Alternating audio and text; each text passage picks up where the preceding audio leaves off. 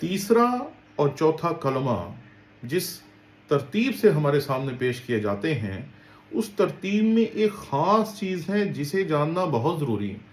کہ تیسرے اور چوتھے کلمے کے دوران ایک تاریکی ہے جو پورے علاقے پر ہو جاتی ہے۔ انسان جیسے ہی اندھیرے کو دیکھتا ہے، اس کے اندر کی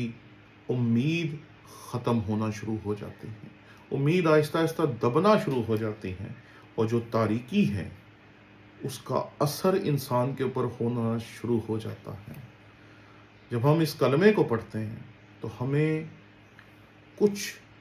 الفاظ ایسے ملتے ہیں جس سے ہم یہ سمجھتے ہیں کہ شاید مسیح خداوند خوف زدہ ہو کر زبور 22 پڑھ رہے تھے، شاید مسیح خداوند یہ کہہ رہے تھے، مسیح خداوند وہ کہہ رہے تھے۔ لیکن میں آپ کی خدمت میں عرض کرنا چاہتا ہوں کہ آدم کے چھوڑے جانے کا احساس مسیح یسوع کے اندر تھا، اور اس نے نہ صرف جسم کا دکھ برداشت کیا بلکہ روح کا دکھ بھی برداشت کیا، کیونکہ اگر وہ ہمارے جسموں کا نجات دہندہ بننا چاہتا ہے تو اس کی صلیب کافی تھی، لیکن اگر وہ ہماری روحوں کا نجات دہندہ بننا چاہتا ہے تو اس کے لیے وہ دکھ برداشت کرنا بہت ضروری تھا جو آدم نے روح کا دکھ برداشت کیا تھا۔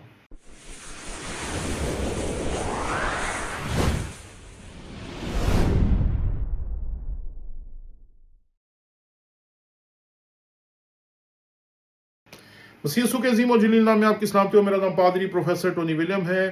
خداوند کے کلام میں سے ہم دیکھیں گے چوتھا کلمہ۔ میرے ساتھ نکالیے مرکز کا انجیلی بیان، اس کا 15واں باب اور اس کی 34ویں آیت۔ اور خداوند کے کلام میں یہاں پر لکھا ہے، اور تیسرے پہر کو یسوع بڑی آواز سے چلایا کہ الوہی الوہی لما شبقتنی، جس کا ترجمہ ہے اے میرے خدا، اے میرے خدا، تو نے مجھے کیوں چھوڑ دیا۔ یہاں پر جو الفاظ لکھے گئے وہ آرامی سے تھے، اس لیے الوہی ہے۔ جب آپ دوسری جگہ پر پڑھیں گے اسی کلمے کو تو وہاں آپ کو ملے گا ایلی ایلی لما شبقتنی۔ دونوں کا مفہوم ایک ہی ہے، اور دونوں کے مفہوم کو جب ہم دیکھتے تو یہاں بھی ہمیں ایک تضاد دکھائی دیتا ہے۔ اور تضاد کیا ہے؟ تضاد دراصل ہے وہ تنہائی کا احساس جو مسیح خداوند کو ہو رہا تھا۔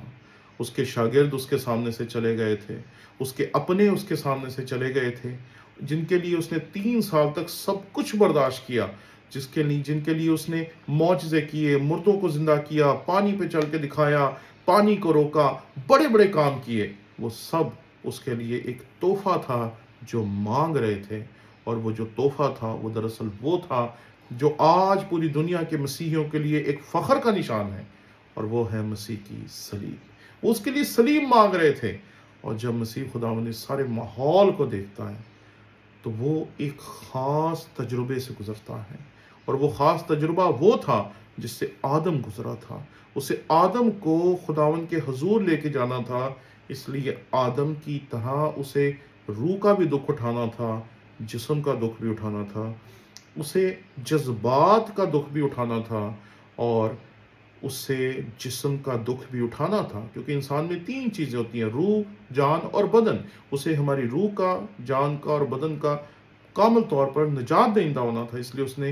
جذبات کا دکھ بھی برداشت کیا، روح کا دکھ بھی برداشت کیا، اور جسم کے دکھ تو آپ جانتے ہی ہیں۔ یہاں پر جو ایک تضاد ہمیں دکھائی دیتا ہے وہ یہ ہے کہ ایک طرف زخم ہے، ایک طرف کیلوں کے نشان ہیں، ایک طرف جسم پہ پڑنے والے کوڑوں کے نشان ہیں، اور دوسری طرف فرما برداری ہے۔ جب مسیح خداوند کو کہا گیا کہ مجھے تجھے چھوڑنے کا بھی اختیار ہے اور مجھے تجھے مارنے کا بھی اختیار ہے، تو مسیح خداوند نے اسے کہا ہوگا رہنے دے، کیونکہ اگر میں نے کہہ دیا تو یہاں فرشتوں کی فوجیں آ جائیں گی۔ جو تو سوچتا ہے وہ تو اس کا عشر عشیر بھی نہیں ہے جو میری قدرت کے اندر ہے۔ تیرا اختیار صرف ایک علاقے کے چند لوگوں پر ہے، اور میں وہ ہوں جو پوری کائنات کا خالق، اور نہ صرف خالق بلکہ سنبھالنے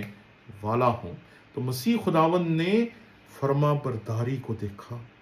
وہ زخموں کو نہیں دیکھ رہا، وہ فرما برداری کو دیکھ رہا ہے، اور فرما برداری کے لیے یہاں سے گزرنا لازمی تھا، کیونکہ آدم کو اسے خدا کے حضور پہنچانا تھا، مجھے خدا کے حضور پہنچانا تھا، تجھے خدا کے حضور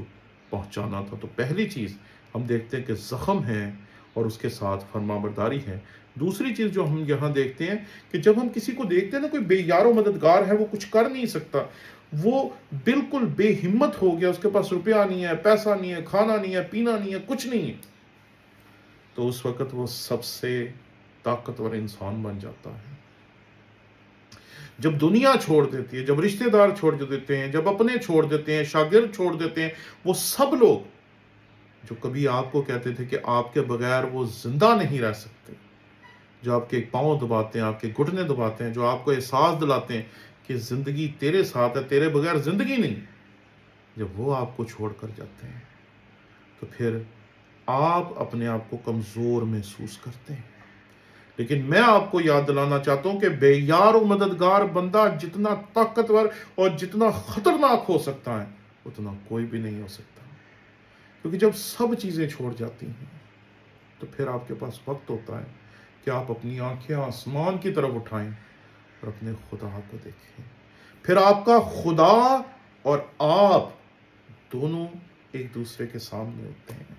کوئی تیسرا آپ کے درمیان حائل ہونے والا نہیں ہوتا۔ نہ آپ کے پاس پیسہ بچا ہے،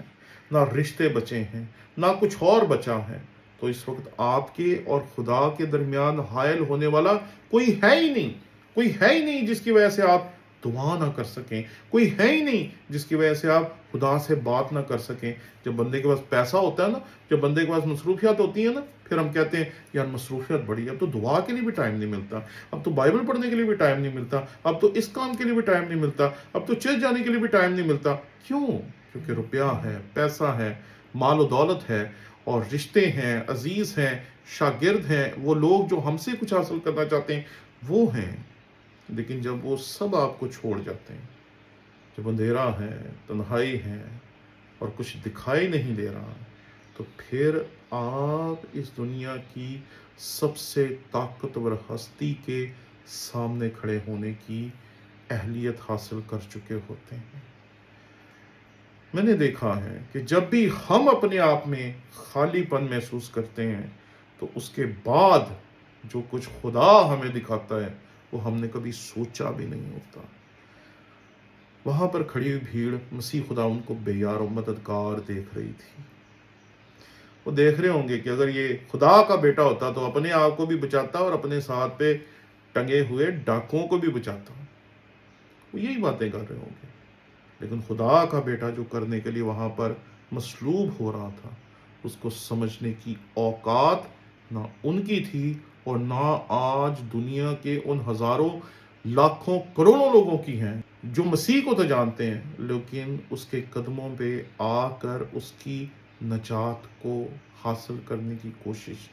نہیں کرتے۔ لیکن اس حقیقت کو سمجھیں، اس نے آپ کی روح کی نجات کے لیے، آپ کی جان کی نجات کے لیے، آپ کے